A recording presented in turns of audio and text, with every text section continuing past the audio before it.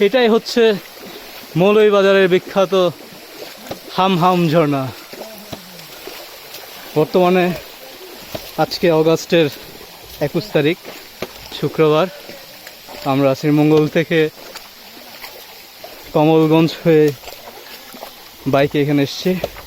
তার মধ্যে বাইকের রাস্তা শেষ হওয়ার পর আমরা প্রায় 1 ঘন্টা 40 মিনিট পাহাড়ি দুর্গম রাস্তায় হেঁটে উঁচু নিচু রাস্তা বেয়ে এখানে আসলাম। আপনারা দেখতেই পাচ্ছেন এখানে ঝর্ণাটা অনেক উঁচু।